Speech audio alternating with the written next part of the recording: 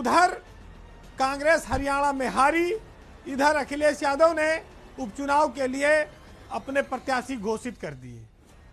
जिस तरह से हरियाणा में हुड्डा ने अखिलेश यादव के लिए कहा कि उनका कोई जनाधार नहीं है, मध्य प्रदेश के बाद दूसरी ये घटना थी जिसने दोनों दलों के रिश्तों में दरार पैदा की। जो गठबंधन, जो पार्टी लोकसभा में अस्तित्व को बचाने के लिए यूपी में गठबंधन में आई थी, उसका परिणाम आज चमत्कारिक रहा। उस रिजल्ट के बाद भी उसने सबक नहीं लिया और अपने सहयोगी दलों के लिए एक सीट भी हरियाणा में उसने नहीं छोड़ी। वो चाहती तो इस उत्साह को बनाए रख सकती थी और 2027 में कांग्रेस के लिए ये गठजोड़ बड़ा काम आता, लेकिन उसको लग रहा था कि हम भाजपा को एक तरफा हरा देंगे, मुकाबला एक तरफा है और यहाँ छोटे दलों को खड़ा करके भविष्य में अपने लिए कोई चुनौती पैदा ना की जाए। लेकिन अब जब परिणाम आए हैं तो ये साफ है कि कांग्रेस अपने बूते जहां जहां पर सामने है वो भाजपा को नहीं हरा पा रही है। बीजेपी कांग्रेस को आसानी से हरा देती है, लेकिन जब कांग्रेस के साथ कोई क्षेत्रीय दल जुट जाता है तो बीजेपी वहां मात खा जाती है। उत्तर प्रदेश में 10 विधानसभा सीटों पर उपचुनाव होना है। कांग्रेस बड़ी तैयारी और बड़ा दबाव बनाए हुए थी, लेकिन अखिलेश यादव ने 6 सीटों पर प्रत्याशी घोषित करके एक तरफा चुनाव का ऐलान किया और पीडीए का नारा फिर से बुलंद कर दिया है। सपा की इस बेरुखी से कांग्रेस थोड़ी हैरान है, लेकिन हरियाणा के सदमे से अभी वह उबर नहीं पाई है।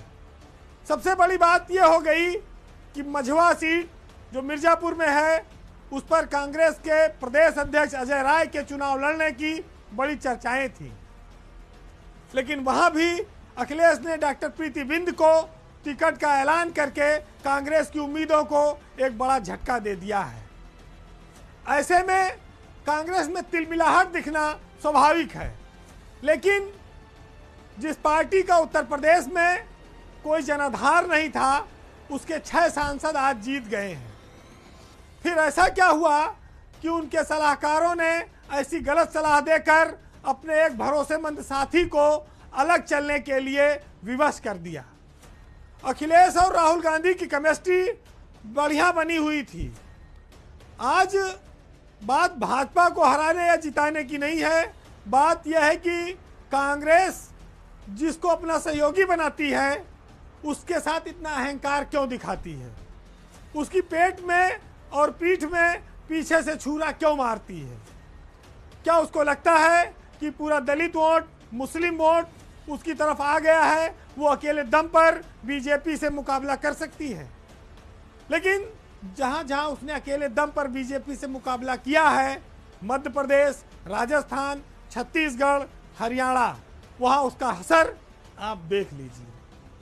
जहां जहां उसके साथ सहयोगी रहे हैं, जम्मू कश्मीर में नेशनल कॉन्फ्रेंस ने 40 सीटें जीती हैं और कांग्रेस को 6 सीटें मिली हैं।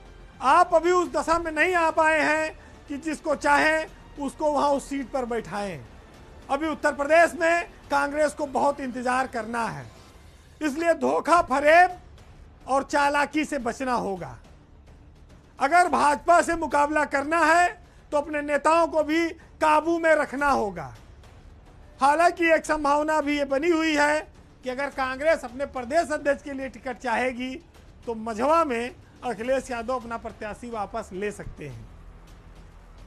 लेकिन इसी दौरान प्रत्याशी घोषणा और जेपी के आंदोलन के विवाद से जो भाजपा उत्तर प्रदेश में हरियाणा को लेकर मानसिक बढ़त बना रही थी, उसमें अखिलेश यादव आमने सामने आ गए हैं।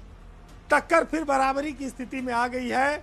सियासत में संदेशों का बड़ा महत्व होता है और उस संदेश को जो बीजेपी जब तक भुनाती, तब तक अखिलेश यादव ने ये 2 बड़े मामले सामने लाकर भाजपा की बढ़त को रोकने की कोशिश की है। अब कांग्रेस अगर पीछे से कोई खेल ना करेगी तो ये उपचुनाव सपा बनाम भाजपा होगा और बहुत कड़ा मुकाबला होगा और बहुत बड़ी चुनौती होगी बीजेपी के लिए इन 10 उपचुनावों में अच्छी जीत हासिल कर पाना।